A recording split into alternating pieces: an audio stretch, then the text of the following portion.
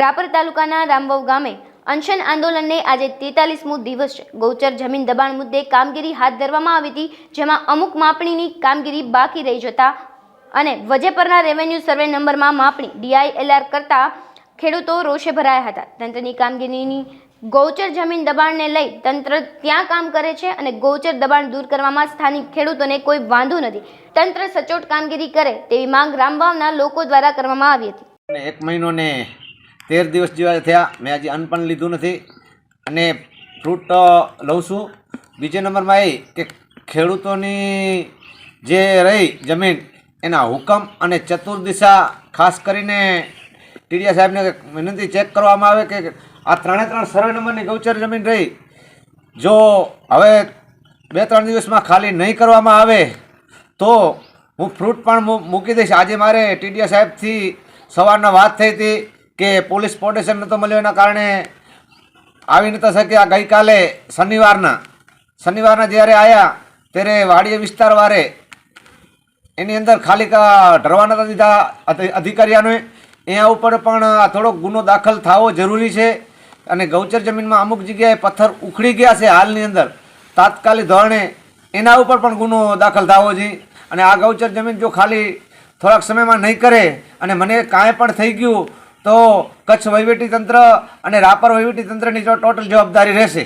તંત્રને મારી એવી રજૂઆત છે કે જે ખેડૂતોને અન્યાય થાય છે અને ખેડૂતોના ખેતરોમાં પાણા ખોલવામાં આવ્યા છે, ખેડૂતોની જમીન ક્લિયર અને રેગ્યુલર એના નામે છે, ખેડૂતોએ પાક ધિરાણ પણ ઉપાડ્યા છે, એવા ખેડૂતોને આ લોકો ટાર્ગેટ બનાવે છે।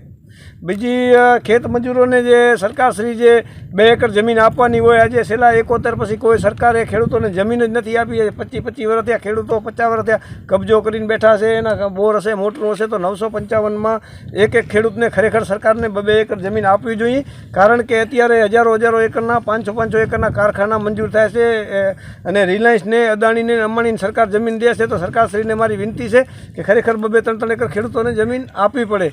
બીજી વાત રહી જે આ ખેડૂતોને અન્યાય થતો છે એ ખેડૂતોને તાત્કાલિક ન્યાય આપે, કલેક્ટરશ્રીને, નાયબ કલેક્ટરશ્રીને અને તાલુકા વિકાસ અધિકારીને અને ભૂપેન્દ્ર પટેલ શ્રી જે છે આપણા મુખ્યમંત્રી શ્રી, એને પણ મારી અપીલ છે ખરેખર આવો ખેડૂતનો મુદ્દો ધ્યાને લઈ અને કૃષિ મંત્રીને બધાને આને ધ્યાન આપવું પડે। ખેડૂતોને 2-3 એકર જમીન જે ખેડૂત સાચા હોય ને આપવી પડે અને સરકારે આપી નથી, છેલ્લા 70 વર્ષની અંદર કોઈને આપી નથી। SC STમાં કે લઘુમતીમાં કોઈને જમીન નથી આપી। તો જે અમે એમ નથી કહેતા કે ખેડૂતો, મોટા ખેડૂતો હોય એને ભલે ઓછી જ ના આપે, પણ ખેડૂતો જે ખેત મજૂર છે, જે ખેત મજૂરી કરીને ખાય છે, જે વગડામાં પડ્યા છે, જંગલમાં છે, જેને પીવાના પાણી નથી, જેના બાળકો આજે શિક્ષણની પણ કોઈ વ્યવસ્થા નથી, એ લોકોને 2-3 એકર સરકારને જમીન આપવી પડે।